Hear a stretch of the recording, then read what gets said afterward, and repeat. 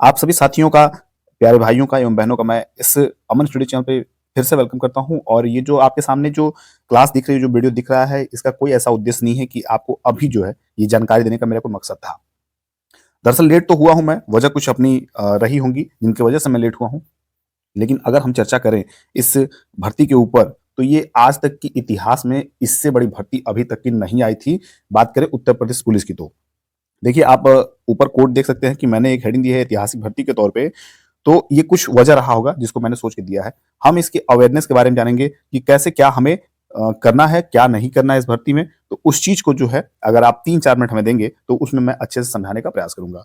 तो चलते हैं हम अपने नेक्स्ट टॉपिक पे। देखिए जरा, अगर आप देख पा रहे हैं तो हम सबसे पहले चलते हैं, ये जो आपके सामने जो है, जो विज्ञप्ति है, उस विज्ञप्ति को थोड़ा पढ़ लेते हैं और समझने का प्रयास करते हैं। और सबसे पहली बात मैं एक और बता दूं कि जो ऐतिहासिक भर्ती मैंने कहा, उसकी खास वजह ये थी कि अभी तक के इतिहास में, जैसे इसके पहले आपने देखा होगा कि जो वैकेंसी आई थी वो 49,000 समथिंग की थी। कितनी थी? 49 समथिंग की थी। उसके पहले 41,520 की थी।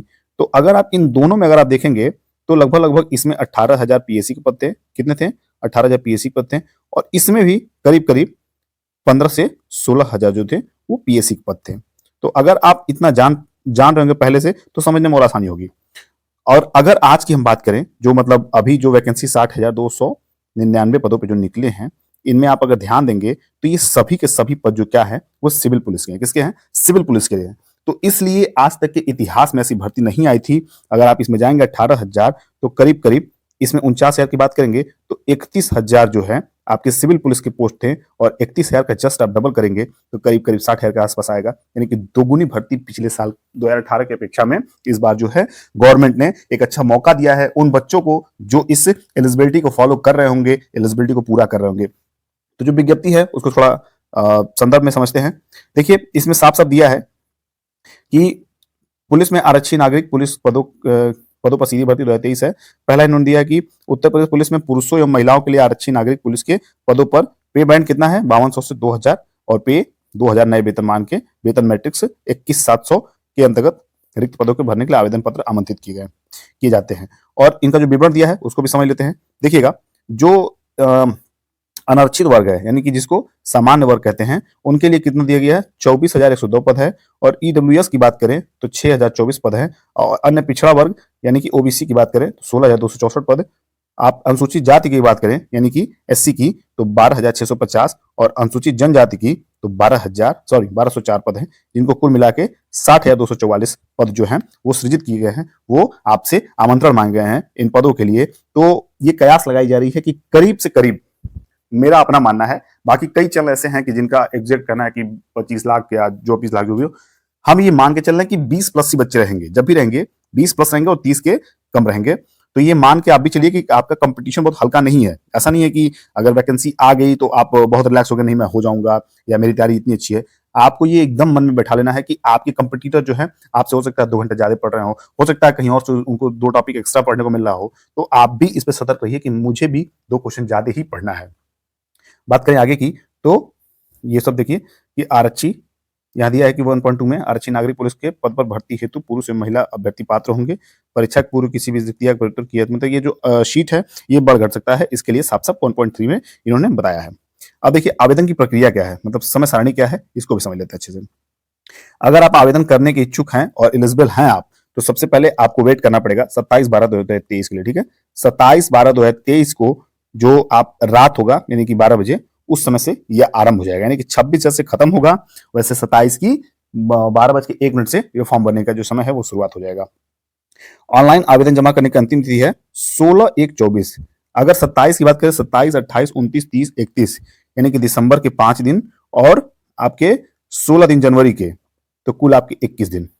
यह भी सोचने वाली बात है कि अगर 21 दिन में फॉर्म आपसे भरने के लिए कह रहा है, तो ये मान के चलिए कि आपको विथ इन 1 वीक यानी कि 1 सप्ताह के अंदर, क्या 1 सप्ताह के अंदर, मतलब जो 7 दिन आपके शुरुआती रहेंगे, यानी कि 7 दिन जो शुरुआत के रहेंगे उन्हीं में आपको फॉर्म फिल करना है। ये मेरे तरफ से जो आपको अलर्ट करने के लिए क्लास जो बनाया गया था, मुख्य उद्देश्य यही था कि आप प्रयास करिएगा उधार लेके, किसी से भी मांग के आप 7 दिन के अंदर अपने फॉर्म फिल कर लेंगे तो आपको बेहतर रहेगा, और नहीं तो आपको हो सकता है, नहीं गारंटी लिख के दे रहा हूं कि आपको सर्वर बिजी हो जाएगा, सर्वर हैंग हो जाएगा, ऐसी सूचनाएं आपको मिलती रहेंगी और आप फॉर्म नहीं भर पाएंगे।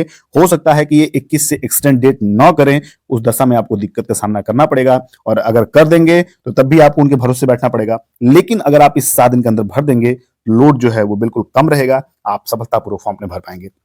ये यहाँ अवेयरनेस वाली बात थी।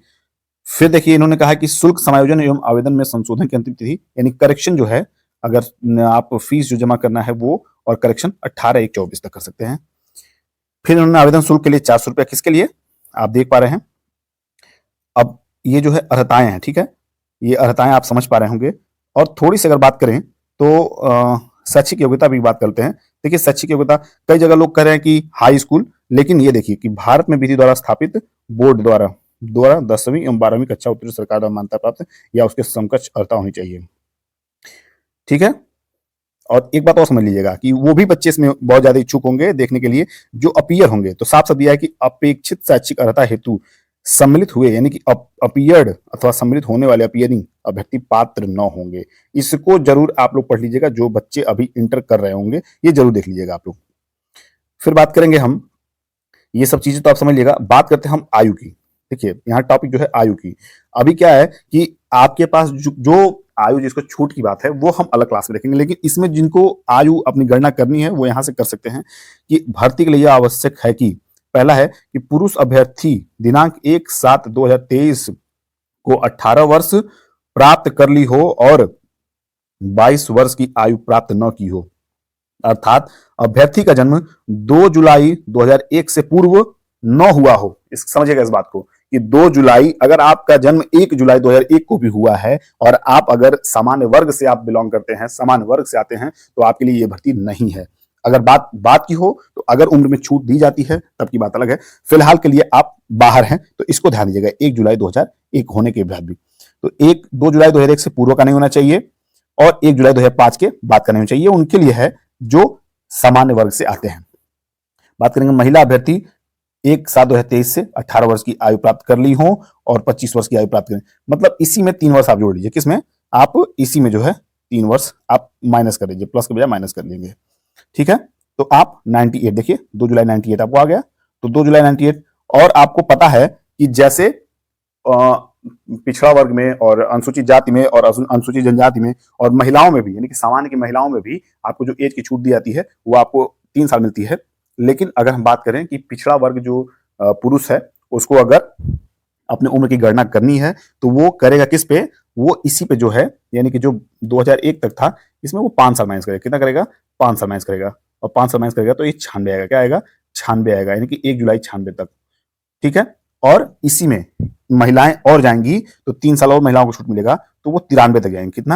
यानी कि 2 जुलाई 93 से पहले के नहीं होनी चाहिए। कौन कौन? अनुसूचित जनजाति, अनुसूचित जाति और पिछड़ा वर्ग की जो महिला है उनके लिए है।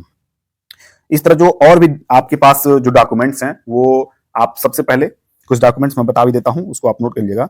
आपको डॉक्यूमेंट्स के तौर पे सबसे पहले आपका जो डोमिसाइल है, क्या है? जो डोमिसाइल है आपका, यानी कि आपका निवास, ठीक है। आपका निवास जो है वो आपका जो 3 साल के लिए मान्य होता है उस 3 साल के अंदर का होना चाहिए। प्लस अगर आप EWS, समझिएगा कि EWS हैं, आप OBC हैं, आप SC ST हैं, तो इसके लिए आपको हर हाल में अपना आय, अपना जो भी डॉक्यूमेंट हो, यानी कि आप अपने जो जाति का सर्टिफिकेट है उसको भी, तो उस जरूर देखिएगा कि क्या इन सभी चीजों को फॉलो कर रहा है। तो आप पहले से सतर्क रहिए, बहुत ज्यादा लेट लतीफ मत करिए, क्योंकि सरकार जो है वैकेंसी को बहुत मतलब जल्दी में है, इस भर्ती को लेकर वो जल्दी में कराना चाहती है। वो सोचे कि जल्द से जल्द करा के पुलिस फोर्स की संख्या जो है वो बढ़ाए। इसीलिए इनका उद्देश्य जो था वो डायरेक्ट केवल सिविल पुलिस के लिए था, और सिविल पुलिस की इतनी बड़ी वैकेंसी आना अपने आप में एक मिसाल है और ऐतिहासिक भर्ती है। इसलिए मैं आप सभी से कहूंगा कि बहुत ज्यादा आप डिटेल्स अगर जान लिए हो तो अपने अभी से पढ़ाई में आप लग जाएं। और जो साथ में बच्चे जीडी की तैयारी कर रहे हो उनको मैं सजेशन दूंगा कि आप जीडी की तैयारी करें, लेकिन याद रखिएगा कि यूपीपी में इससे अच्छी वैकेंसी कभी नहीं आ सकती है। अगर आप एज क्राइटेरिया को फॉलो कर रहे हैं तो आप आंख बंद करके ज्यादा फोकस आप यूपीपी पे करिए, क्योंकि यहाँ 60,000 वैकेंसी है और ये मान के चलिए कि आपको जीडी में करीब करीब 3,000 के आसपास जो है वो आपको यूपी के लिए सीट है। तो कहां 3,000 और कहां 60,000, समझ रहे हैं आप? तो इस चीज को जरा ध्यान दीजिएगा और आप तैयारी में जुट जाइए अभी से भी यूपीपी के लिए। जितने भी लोग हैं वो आंख बंद करके अपनी तैयारी को शुरू कर सकते हैं, बहुत ज्यादा समय गंवाए बिना। तो चलिए, ये कुछ डिटेल्स थे, जो नोटिफिकेशन थी, जो विज्ञप्ति थी, वो मैं आपके साथ शेयर किया। अगर अच्छा लगा हो तो प्लीज क्लास को लाइक करिएगा और ज्यादा से ज्यादा अपने सभी साथियों को शेयर करिए, ताकि वो भी इस चीज को समझ लें अच्छे से। और इसके बाद जो क्लास होगी वो आपके आयु सीमा में छूट की बात होगी। उस पर हम देखते हैं कि क्या कुछ हम जो सरकार से हमारी उम्मीदें हैं वो पूरी हो सकती हैं या नहीं हो सकती हैं, उन पर हम चर्चा करेंगे। तो चलिए, मिलते हैं अगले क्लास में। तब तक के लिए अपनी तैयारी शुरू करिए, खुश रहिए, मस्त रहिए, पढ़ते रहिए, स्वस्थ रहिए। Bye bye, take care.